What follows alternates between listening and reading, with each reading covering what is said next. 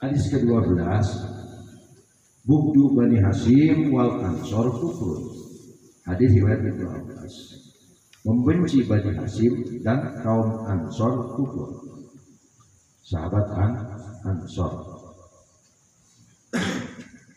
Sahabat Ansor keturunan daripada Bani Khazraj dan Bani Aus yang menetap di kota Madinah, hidup ribuan tahun, keturunan daripada 1000 pendeta Yahudi pengikut Raja Tuba. Jadi Raja Tuba itu adalah Raja Yaman. Di masa itu negeri adidayanya Yaman. Jadi Raja Tuba setiap berkunjung ke tiap negeri, raja-rajanya pada sujud, pada nyembah pada dia. Pas masuk Mekah, cuek orang Mekah lebih sujud di hadapan timbul dalam hatinya orang geblek, gua berkunjung ke tiap-tiap negara, rajanya, rakyatnya sujud sama gua, dan gua masih Mekah dicuekin malah dia sibuk katanya sujud di hadapan Ka'bah. Kalau begini akan aku luluh lantahkan Ka'bah. Kalau Ka'bahnya tadi dihancurkan, maka orang Mekah tidak akan dia sujud kepadaku. Jadi yang punya rencana menghancurkan Ka'bah dua. Kalau Abraham sudah jelas mengadakan invasi. Kalau Raja Tuba belum. Hanya Raja Tuba balik di Yaman mengumpulkan ribuan pasukan akan mengadakan invasi militer ke Mekah untuk menghancurkan Ka'bah. Karena kalau Ka'bah tidak dihancurkan, ya orang Mekah kagak sujud sama gua, kata Raja Tuba. Sedangkan Raja Tubanya King of King, yaitu rajanya semua raja, itu negeri adidayanya. Pas rencana itu pasukan sudah dikumpulkan, tiba-tiba kepalanya borok untuk bangkai, diobatin ke dokter, ke tukang jampe, pakai daun bidara, pakai daun apa gitu sembuh-sembuh. Wala tabibun wala mu'alijun. Wah, tapi tidak sembuh. Mu'alij yang lain, tukang nyabutin penyakit, ada pakunya, ada segalanya, agak sembuh. Itu boro-boro paku, tulang ikan aja di dalam daging sakit ya. Paku dicabut, bohong banget itu. Akhirnya Raja Tuba memanggil 1000 pendeta Yahudi ahli Taurat. Lalu dia berkata kepada 1000 pendeta Yahudi ahli Taurat, saya ingin sembuh dari penyakit borok yang ada di kepala, yang bau bangkainya naudzubillah. Orang gak ada yang berada di dekat saya bukan karena takut, karena bau bangkai. Wahai 1000 pendeta, obatnya apa? Wahai Tuan Raja, kami minta waktu 3 malam. Jawabannya setelah 3 hari. Lalu mereka pulang ke rumah masing-masing 1000 pendeta dan mengadakan istikharah kepada Allah Subhanahu wa taala, maka mendapatkan ilham yang sama. Bahkan Raja Tuba ini kewalat akan ngancurin Ka'bah, sudah ngumpulin pasukan. Dia tidak akan sembuh melainkan harus tobat. Lalu 1000 pendeta datang ke Raja Tuba menyampaikan hal yang sama. Raja Tuba nangis. Wahai 1000 pendeta, ikutlah aku akan tobat. Lalu 1000 pendeta dan 1000 pasukan datang ke Mekah tawaf, berhaji.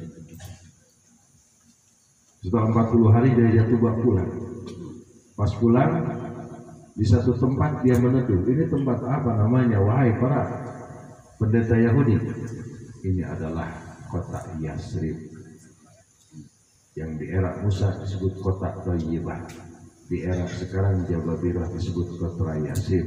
Kota ini akan dipakai hijrah oleh Nabi akhir zaman dari Mekah ke Madinah, ke kota ini menurut kitab kami. Siapakah Muhammad, kata Raja Tuba? Dia Nabi akhir zaman, tiada nabi terakhir melainkan dia, dan dia penutup para nabi. Qad faza man ja'ala umatah, maka bahagialah orang yang menjadi umatnya, dia akan masuk ke surga sebelum yang lain masuk ke surga. Maka Raja Tuba, kalau begitu aku ingin banget bertepatnya, sedangkan baina Tuba wa baina Muhammadin sallallahu alaihi wasallam yaitu al-Fusana 1000 tahun, masih jauh jelas 1000 tahun. Setelah dia tinggal 3 hari dengan 1000 ulama dan 1000 tentara, hari ketiga kata Raja Tuba, saya mau pulang. Kata 1000 ulama, saya akan mukim di daerah ini dan membuat pemukiman. Mudah-mudahan anak cucu saya bisa menyambut hijrahnya Nabi akhir zaman. Kalau begitu kata Raja Tuba, aku akan membuat kesaksian yang aku tulis pakai pena di atas kulit. Lalu dia menulis di atas kertas yang dari kulit pakai pena, ya Muhammad, ij'alni min ummatika asyhadu alla ilaha illallah wa annaka Muhammadar Rasulullah. Itu wa anna muslimun qadim, aku telah muslim tetap. Maka menetap 1000 ulama di situ dari kalangan Yahudi. Maka ketika Rasul hijrah ke Madinah tidak ada pedang, karena kaum Hajraj dan Aus yang disebut sahabat Ansor itu ketika Nabi datang langsung disambut dan mereka semua bersahadat karena mereka sudah memegang wasiat jutaan tahun atau ribuan tahun. Maka sahabat itu digelari Ansor, dari keturunan kaum Hajraj dan Aus yang berasal dari keturunan 1000 ulama. Itu dalam kitab Tarikhul Anbiya. Maka sahabat itu disebut Ansor. Itu Bugdu Bani Hashim wal Ansor kufrun, membenci keturunan Hashim dan membenci sahabat Ansor hukumnya kufur, karena Ansor ini sudah banyak jasa menolong Rasulullah Shallallahu Alaihi Wasallam, sebagaimana kaum Khawarijin menolong agama Nabi Isa. Kata Nabi Isa, man ansori ilallah, qala nahnu ansarullah. Siapakah yang akan menolong agama Allah? Kata Nabi Isa, nahnu ansarullah. Sekarang dipakai ansarullah, dipakai, tapi enggak ansarullah, ansar pejabat, ansar gereja. Misalnya sini baca nahnu ansar, kamilah para penolong agama Allah. Di mana nolong agamanya? Yang nolong gereja dijagain. Di sini malu nilai bahwa nahnu ansaru man ansari ilallah. Nahnu ansarullah. Kamilah yang akan menolong agama Allah. Label dengan kenyataan beda. A'udzubillah, subhanallah. Mana sahabat Ansor ketika Nabi berkepung dari kota Mekah, Nabi hijrah ke Madinah. Di situ sudah banyak telek sandi dari Mekah itu datang ke Madinah menjadi mata-mata intelijen hitam, telek sandi dari kaum Quraisy. Tapi sahabat Ansor tidak terkecoh oleh intelijen hitam dari kaum Quraisy. Di situ penyambutan Nabi luar biasa, sampai wanita-wanita dari Bani Nizar ketika Nabi di perbatasan masuk kota Madinah, ya Rasulullah, nahnu nisa'u min Bani Nizar, in ji'ta saliman nazarna anna bizatuh. Wahai Rasulullah, kami adalah wanita-wanita dari Bani Nizar, dan kami nazar bila engkau datang selamat dari Mekah ke Madinah, kami nazar akan memukul rebana. Nggak pakai cek kau kecek itu sini yang buatan setan. Enggak kok kecek langsung. Kata Rasulullah, ufi nadrikun, laksanakan nazar kamu. Baru wanita Bani Nizar, qala ghadadu alaina min saniyatil wada wajaba syukru alaina wada'a lillaina ayyuhal mab'usufina jitabil Rasul tidak mencegah, tidak melarang, laksanakanlah nazarmu. Itu. Maka disunahkan alinuduk ba'da aqdid nikah, kencangkan pukulan rebana setelah akad nikah. Rebana dalam kitab Qur'an karangan Ibnu Hajar jangan pakai ini.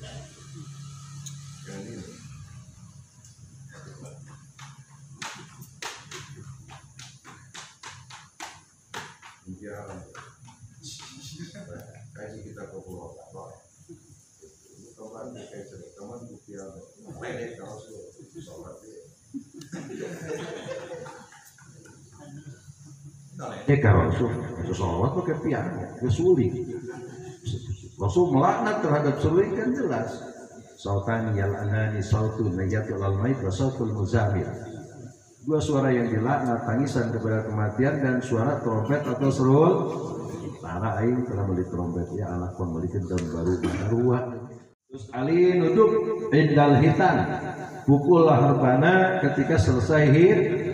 Orang dua bengkong beres motong ayam ditambahan sama kesenian Cina ya petasan dudu Cina itu petasan ya aja lu mesti jalan Cina benteng gitu kita ke bawah Cina benteng itu langsung dudu ada lagi di Cibarusah belah sono saya kaget ceritanya jarak buyut saya Cibarusah saya waktu nyantri dulu kira-kira tahun 77 neng kadir naon mah cenah pangmacakeunnya sih pan ieu jelema loba nu bisa aun kakak segala macam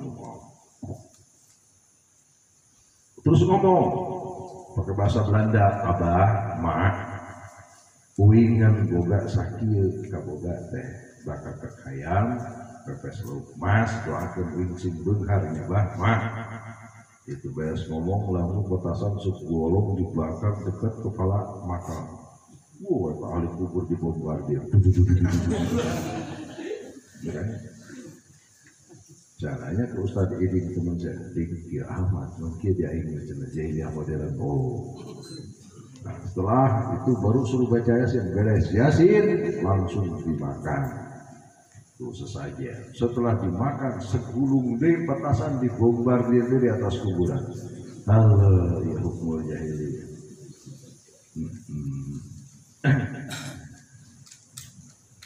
Wabuktul Arab nifakun, orang yang membenci bangsa Arab itu munafik. Wa ana minal Arab, karena aku dari kalangan Arab. Siapakah mereka yang munafik? Adalah orang-orang yang mengatakan orang Arab disebut kadal gur. Saking bencinya sampai menyebut kadal gur, maka itu adalah bahasanya ahli munafik. Buktul Arab nifakun, membenci bangsa Arab munafik, karena aku dari kalangan Arab kata Rasulullah. Sampai sekarang orang keturunan Arab termasuk kita disebutkan kadal gurun. Kayak orang suka darun aja dobe cipon, aduh. Munafik itu setipis kulit bawang menuju ke kekafiran.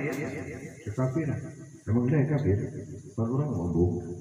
Nah, membenci bangsa Arab adalah munafik karena Nabi terlahir di tengah-tengah orang Arab dan bangsa Arab. Nah, wafi riwayatin, dalam satu riwayat, buktul Arab kufrun, membenci bangsa Arab kufur. Apalagi membenci Judiyah Rasul, membenci Arab aja udah kufur atau munafik. Di kita diolok-olokin disebutkan kadrun, oleh ente ngajar terbaik. Lain di demo disebut kadrun leh, itu udah pelecehan. Gitu. Kalau kadrun itu dakulnya kuljami, menghina kesemuanya dari Nabi Muhammad, para sahabat dan para imigran Arab, Mbak Salamah, Mbak Makromah, Mbak Bud, Mbak Sungkar. Itu macam-macam, Mbak Agil, Mbak Yahya. Kabilah Arab banyak di kita yang imigran dari Yaman, selain daripada para habaib banyak. Mbak Salamah, Mbak Makromah, Mbak Sungkar, Mbak Usin, babak itu semua. Itu Mbak Gil, itu Mbak Haswan, PTBHS. Mbak asuhan segala luka. Selain lakop para habaib, maka banyak lakop bangsa Arab. Maka Nabi mengatakan bugdul Arab, nifakun membenci bangsa Arab, munafik wa fi riwayatin kufrun. Dalam satu hadis diriwayatkan kufur membenci bangsa Arab.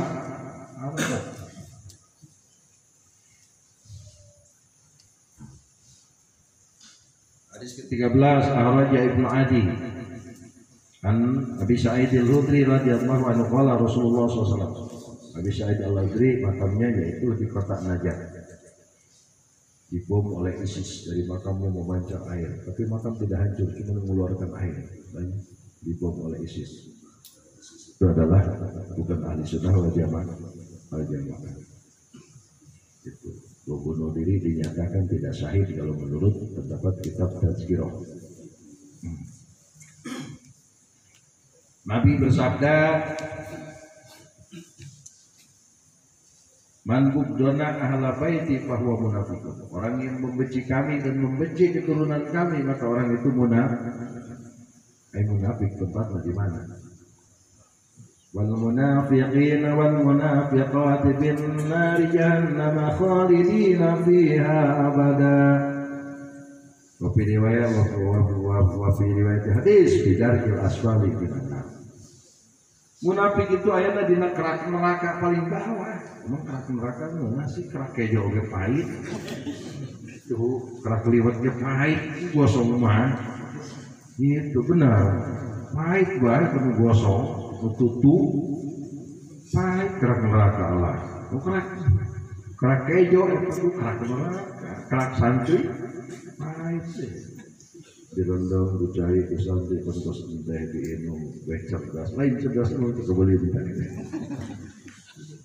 Masa laluku.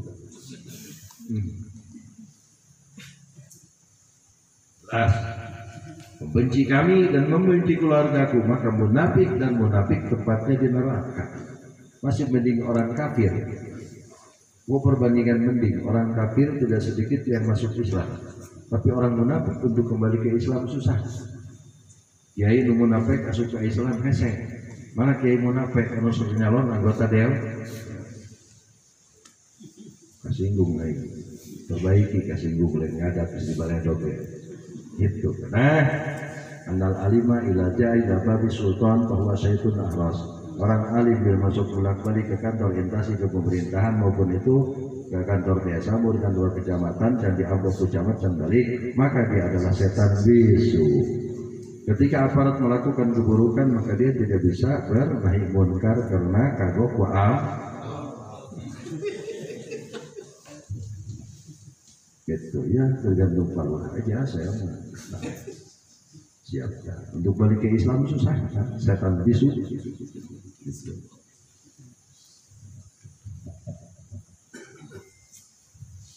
Al-Hadis Rabi Al-Saro hadis ke-14. Araja Ibnu Hibban dalam sahihnya, Hakim dalam sahihnya. Wala sahihun ala syarti Muslim, sahih menurut syarat Imam Muslim. Masih dari Abi Sa'id Al-Khudri radhiyallahu anhu, qala Rasulullah sallallahu alaihi wasallam, wala nadabsi biyadi mithla abadin ahli baiti rajulun ila da'aluna wallahu ta'ala na. Demi zat yang telah menciptakan aku sebagai nabi, kata Nabi Muhammad, tidaklah orang membenciku dan membenci keluargaku melainkan dia adalah hak sebagai ahli neraka. Membenci keturunan Nabi Muhammad itu mesti nas sebagai ahli neraka. Kata balik daripada munafik. Setiap munafik ahli neraka. Penghese-hese mah tobat tina kemunafikan itu paling sulit. Munafik dalam hal apapun. Apalagi kita munafik yang tadi disebutkan, munafik itu bukan ahli surga, ahli neraka.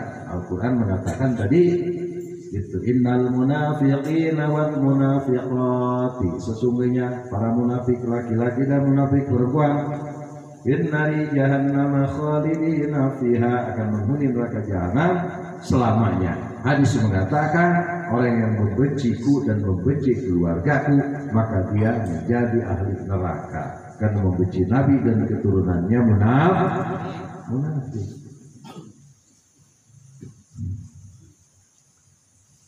jadi habib dengan dia.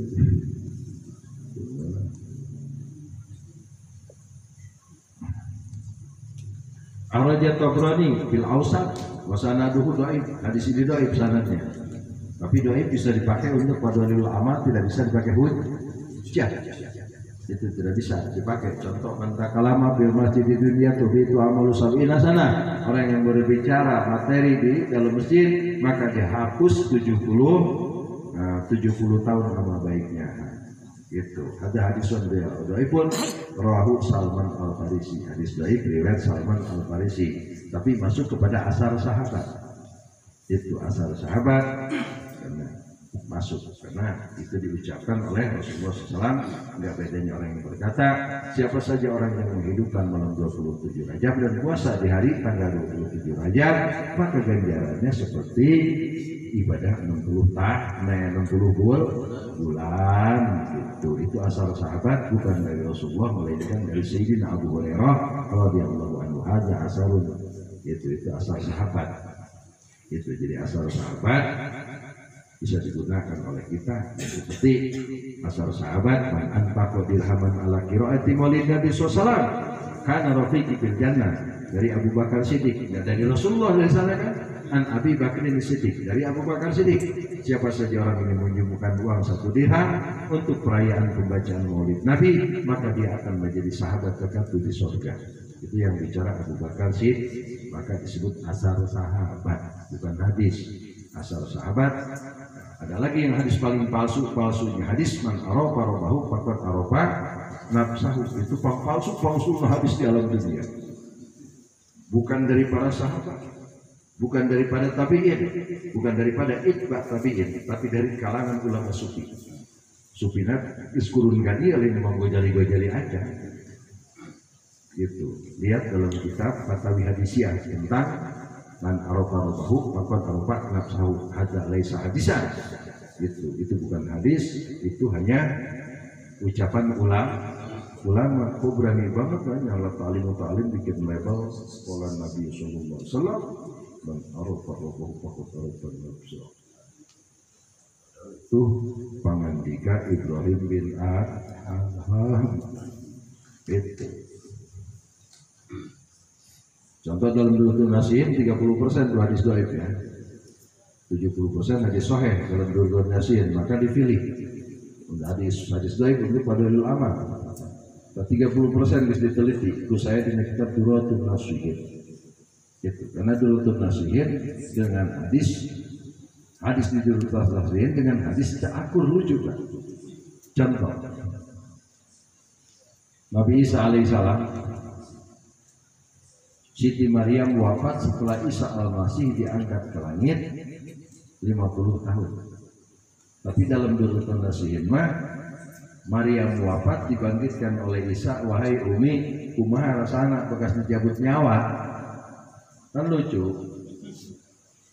Sedangkan ini ulah jauh-jauh dina Injil baik perjanjian lama, wahai ibu, seandainya penyaliban itu datang dan aku difitnah disalib, maka itu bukan aku. Engkau seorang ibu lebih tahu bau keringat anaknya. Maka Isa diangkat ke langit 50 tahun, Siti Maria meninggal dunia. Dina Durratun Nasihin dihudang tuh. Wahai Umi, bagaimana rasanya cabut nyawa? Nah, ulah dibaca di majlis-majlis era eta. Itu dhaif eta. Kata Nabi sallallahu alaihi wasallam, la yubghiduna ahadun wa la yuhasiduna ahadun illa zibu yaumal qiyamati anil hawdi bisyati minan nar. Tidaklah seseorang benci kepadaku dan tidaklah seseorang hasud kepadaku dan kepada keturunanku, maka di hari kiamat dia akan dicabut dari telaga Kausar dan akan dicambuk dengan cambuk api yang terbuat daripada api neraka. Lalu enak mau benci Habib Rizik ya di hari kiamat. Was ketika pembenci Habib Rizik ya ngomong aing mah jujur he. Itu. Pembenci Habib Rizik menuju telaga Kausarnya Rasulullah SAW, maka akan diusir oleh para malaikat dan akan dicambuk, dikirim ke neraka dengan cambuk yang terbuat daripada api neraka. Itu. Abe tak enak lah, bisa naik pesawat dan juga di ada rasakan pejabat tadi. Membenci keluarga Rasul. Kadang-kadang saya lucu, kok Zuriyah tidak senang lagi sama Zuriyah? Dia saya tanam nanti nyuruh. Hah? Apakah Zuriyah ini anak jadah biasanya? Zuriyah bila tidak senang sama Zuriyah lagi, dalam satu riwayat hadis, dia adalah Zuriyah anak haram yang dulunya dinikah telah hamil. Zuriyah anak jadah. Bila mana ada Zuriyah Nabi tidak menyukai Zuriyah Nabi lagi, maka Zuriyah itu disangsikan ke Zuriyahannya. Itu amhuwa min waladi zina, atau dia adalah Zuriyah daripada anak haram. Itu. Jadi ketika ibu dan bapaknya nikah telah hamil di atas 4 bulan, itu maka tidak senang sama Zuriyah yang lain. Pek-pek Zuriyah itu. Tuh. Anak haram itu mungkin. Kesuhuan ngecek hadis gitu, bila mana ada Zuriyah tidak menyakui Zuriyah, itu sampai unuk-unuk ada dendam. Nah ini disangsikan dia Zuriyah, disangsikan anak halal. Itu lebih identik anak haram. Mungkin ibu bapaknya dulu Sarifah dengan Sayyid atau tuh bagus dengan ratu, nikahnya dia hamil di atas 4 bulan kira-kira. Jangan itu. Kalau bisa diseleksi sampai ke situ kan kutu bagusan langsung dikotret. Doib.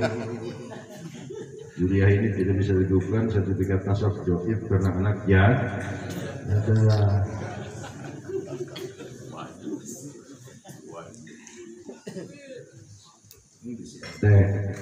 adalah dulu orang, saya dulu pulang tidak senang sama dulu pulang. Itu. Aku benci bahwa ketemu jelekin itu ketemu jelekin itu. Nah kalian harus tanda tanya mungkin ini dia anak jadah. Itu kira-kira. Ya.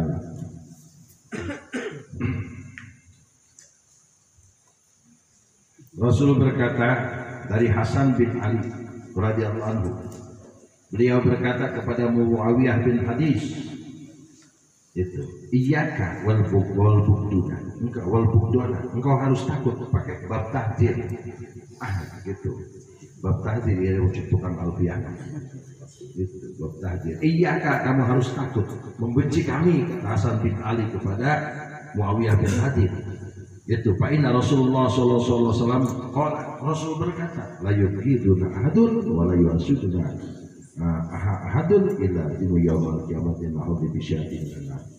Tidaklah seseorang membenci kepada satu Zuriyah membenci satu Zuriyah, melainkan Zuriyah itu pun akan dicabut nanti dan telaga kawasan dimasukkan ke dalam neraka, dipukulin dengan cemeti yang terbuat dari api neraka. Tapi alhamdulillahnya orang maju di aja juga selalu damai.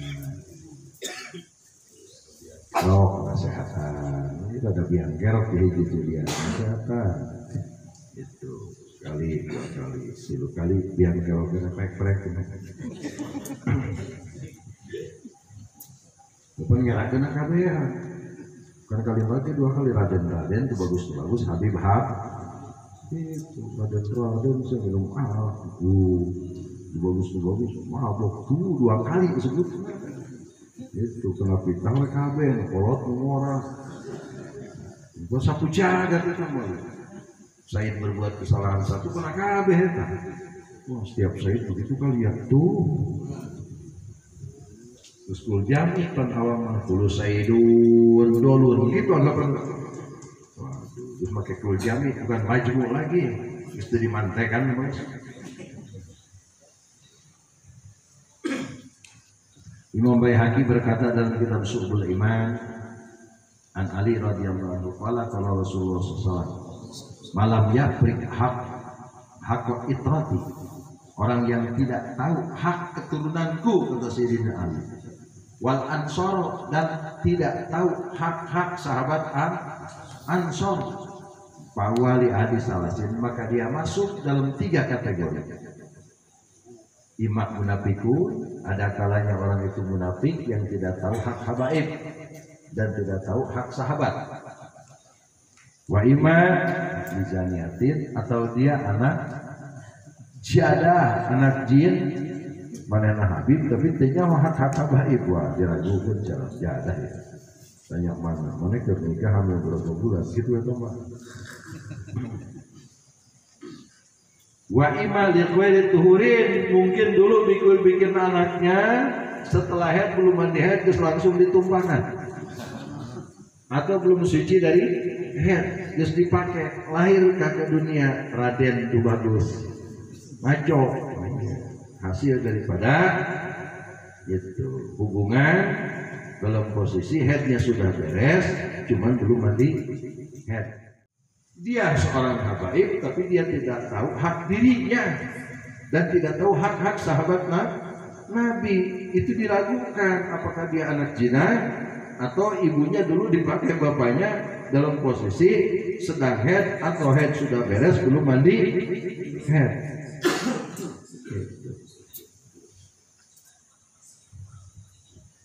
Baca salah aku salah ya. Kalau jika Rasulullah itu dulu makamnya ke Madinah wanimah itu saya cuma membacakan surat Habib Sam ngirim surat itu yang itu bagus andi caken Habib Sam itu nggak bubain itu bagus andi apa itu bagus andi rekan kebubuhan saya mana kebubuhan itu bagusan gitu karena itu saya kan hanya membacakan surat baligu minik walau ya sampaikan dari walaupun saya ini sampai ke aing mau ngaji bulanan deui kunaon kasih go kacau masuk dalam kategori munafikun, entah yang tersinggung itu awalnya anak tiada atau ibunya belum selesai baik diancam yakni hamalatu ummuhu ala ghairi tuhlin, dia dihamilkan ibunya waktu proses pembikinannya ibunya ghairi tuhlin belum suci dari head, lahir ke dunia maka jadi habaib yang tidak tahu hak dirinya. Itu hak keluarga Rasulullah dipakai sombong ya yang ngambil TB itu lihat betul nanyakan dulu nggak tahu saya TB bantah horok cek si Abu Bakar Bisalim gitu bukan bisa bantah horok binasabi zalat barokatu ajdadih. Abu Bakar bin Salim mengatakan demikian, orang yang sombong dengan sahabatnya hilang keberkahan nenek moyang, dari doa-doa nenek moyang hilang. Dan kita jadikan kisah dulu yang saya begini berarti ahli taat, sementara taatnya tidak kita jadikan suri toladan. Itu lalu nyeritakan kisah Maulana Mansur, saya malu karena saya keturunan Maulana Mansur. Maulana Mansur malu nak bisa akhirnya berangkat haji tanpa naik pesawat, jalan di atas lautan sampai nyimpang ke dunia Pekin, nikah jeung putri Ratu Quraisy sampai lahir Ratu Badriah. Nah, kuring mau buka dulu mana jin bapaknya jelema. Karena Ratu Badriah itu adalah pernikahan Maulana Mansur dengan Ratu Jin, Ratu Quraisy, punya anak Ratu Badriah. Aku lo macam-macam saya mau buka dulu jin.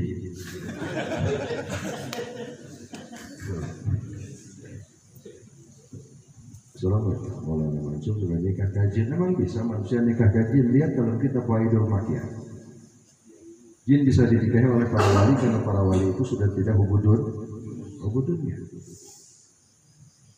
Ya, maka jin tidak bisa memperbudak para wali karena para wali sudah membunuh 7 nafsunya, maka dia tidak hubud dunia lagi, tidak cinta dunia lagi. Namun orang nikah kajin bahaya orang mas. Atau karena cinta karena dunia tercinta bisa orang ngomong ke istri jin, beli coba cari emas ke dasar laut untuk beli Fortuner. Itu. Dalam kisah yang nikah sama jin itu satu Sultan Maulana Mansur, kedua adalah dalam Cikutur. Mereka adalah para wali Allah yang memang benar-benar sudah membunuh 7 nafsunya, sudah tidak menyintai lagi dunia. Maka jin tidak bisa mengendalikan orang yang sudah tidak menyintai dunia, tidak bisa istighdam. Ayo orang saya cinta dia keedanan ke dunia keedan buat. Itu repot. Nah, maka dalam Idul Makkiyah ketika seorang ulama pulang ke rumahnya dikagetkan melihat kobaran api menyala tapi tidak membakar Gitu. Apa karpet yang ada. Tapi dia kehilangan istri. Pas dia mencari istrinya ada di kamar mandi sedang mandi milada. Ternyata istrinya itu jin. Kemudian kobaran api yang menyala padam, kemudian menjadi bayi. Oh, berarti saya tidak kayak itu ulama. Itu ayo. Kamu sih udah dunia udah tehnya. Jerak-jerak tinggal.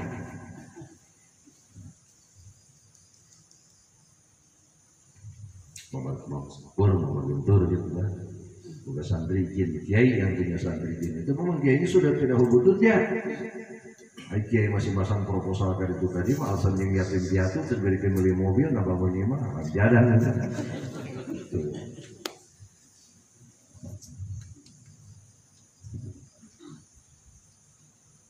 Jadi istihdam hanya diperbudak oleh jin, karena kita belum bisa memerangi hawa nafsu dunia. Itu karena puasa orang kan puasa palsu. Ruba min shaimin ila ju'i wal atsi. Ruba bimana kasir.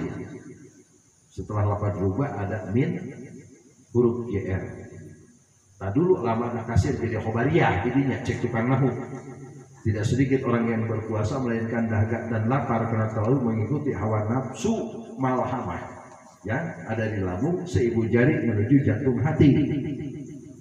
Nah, menurut ahli tasawuf, karena dalam tasawuf hukum dua hal yang menurut ahli tasawuf mencipta-cipta menghayalkan makanan untuk buka itu sudah haram. Menurut fikih makruh. Haram jeung makruh beda. Menghilangkan ganjaran puasa.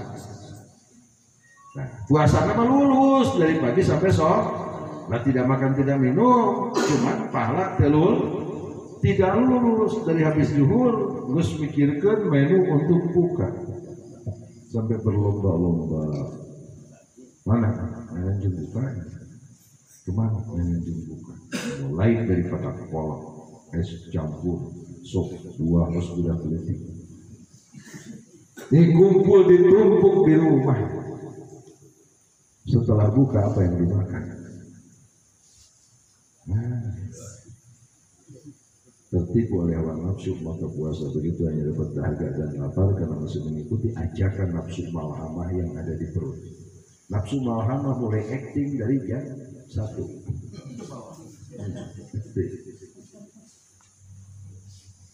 Karena jelas di nafsu malhamah acting menggoda. Kecendol-cendol dulu jangan bukan cendol. Cibinong wetan tidak ada, ke Cibinong kulon tidak ada.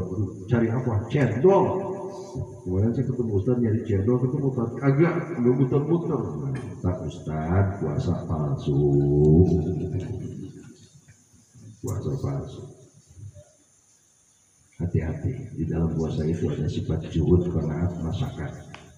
Rasulullah SAW mencontohkan minum, memakan kurma 3 dan kurma 3 setara karbohidratnya menurut para pakar ilmiah dengan 1 jantung nasi dan air 1 gelas. Kemudian Rasulullah sholat maghrib, setelahnya beliau baru makan. Saya juga begitu, kurma 3 air segelas, terus es campur 2 gelas, terus lontong 5, terus gorengan 5, terus sop buah, terus kopi, terus merokok. Sholat maghrib hampir habis waktu. Ketika berangkat Jumatan, Anda belum makan, oh saya mau makan nanti habis terawih. Ya, itu jelas aja makan itu buat terawih aja udah dimakan semua, lontong 5, gorengan 5. Itu proses awalnya benar, air segelas, kurma 3, setelah kurma terus setelah kurma sampai kalau lontong sayur dibeli, itu lontong sayur dibeli. Kemana lagi nih? Cari asinan Bogor. Astagfirullah. Itulah puasa palsu. Sampai istrinya besok menunya apa? Menu sampai dipesan letar. Jamrong digoreng ya. Itu wah besok bikin menu anu ya, besok bingung kata istri. Gitu. Gimana kok duit jarang diberek.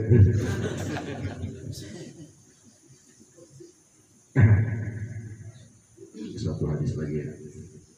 Kita harus mengimbangi karena di antara kita ada yang sudah sepuh. Gitu ya. Karena sudah sepuh beda seperti saya harus tidur jam 1 gitu. Karena tidur malam itu menjadi obat. Dan kalian pun sama, jangan menjajah hak diri. Orang yang kuat begadang itu adalah orang yang menjajah hak diri. Mendingan kalau begadangnya ibadah ke Imam Zainal Abidin. Cuma ngobrol doang, ngopi, ngerokok, ini molor. Itu kenapa tidur malam menjadi kesehatan? Gitu ya, karena li'anna nauma lail rahatan lil abdan wa rahatan lil qulub wa rahatan lid dam. Untuk menatasi semuanya tidur malam. Wa naumul nahar da'ud. Tidur siang akan menjadi penyakit. Maka usahakan tidur malam. Wah, saya mau jago begadang kayak tempat saya ke sekolah, orang ke semua dari tidur.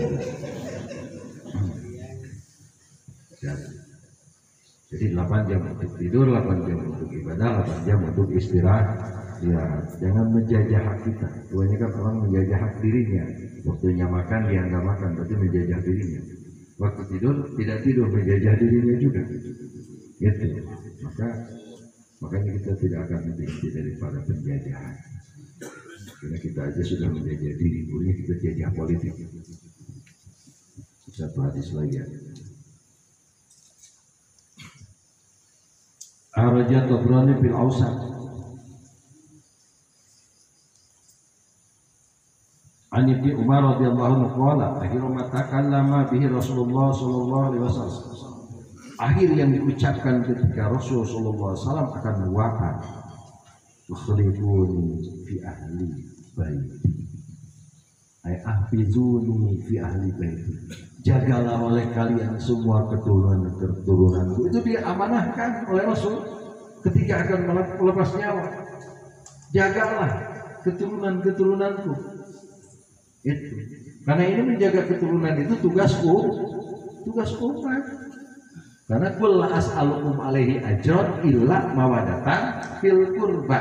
Ucapkan Muhammad kepada umat, aku tidak minta upah dan buruhan kepada umatmu, melainkan aku minta kepada umatmu untuk mawadah, sayang kepada kerabatmu. Itu Allah langsung Al-Quran. Nabi berkata, jagalah keturunanku, jagalah keturunanku. Bukan keturunan dihianati, difitnah, dicaci, dimaki, malah dipenjarakan. Berarti tidak menjaga. Mungkin hanya itu yang bisa sampaikan atas keperluan soal maklum menjelang akan puasa. Saya atas pribadi dan keluarga saya mohon diampuni kesalahan lahir dan batin, baik kesalahan yang disengaja atau yang tidak disengaja. Usikum bittaqwallahi wa minkum. Wassalamualaikum warahmatullahi wabarakatuh.